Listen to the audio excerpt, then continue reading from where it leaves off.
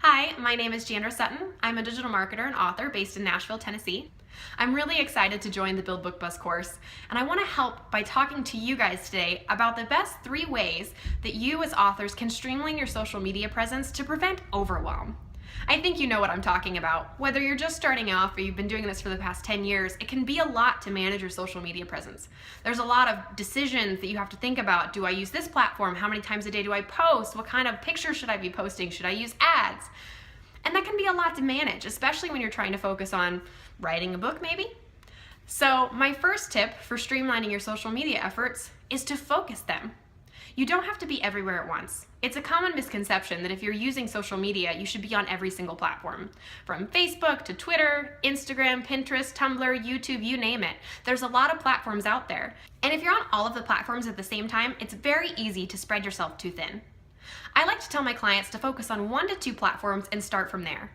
Focus really where your audience lives online and grow your brand there organically so that you can get to the point where maybe you have time to branch into a 2nd or 3rd platform. What you don't want to do is try and manage all of them at once and get burnout, because in the end, that's going to look worse than just having one very effective platform. My second tip for authors trying to streamline their social media efforts is to schedule content. If you're using a scheduling tool like Hootsuite, Buffer, MeetEdgar, or even Facebook's built-in scheduler, this can help you spend less time overall on social media. Maybe you schedule your content a week out in advance, or maybe 2 weeks, maybe even more. But by scheduling your content in advance, you can make sure that your social media platforms are active consistently without you having to log in every single day. For someone who's got a busy day job or is working on writing or editing, this can be very valuable to make sure that your platforms are still engaging and still growing and still connecting with your followers without having to spend a ton of time logging in.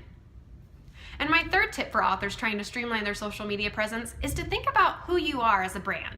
You need to think about who your audience is, what your goals are, and what your brand voice is as well. By establishing all of these things, you can then streamline what you're posting, when you're posting, and on what platforms. This might seem like a lot of work starting off, but really it can help minimize the amount of time you're spending on social media overall. If you think about where your audience is living, this can help define which platforms you should be using.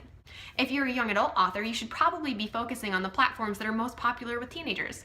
Instagram, for example, would be a great place for you to start. If, however, your audience is a little bit older, then probably Facebook.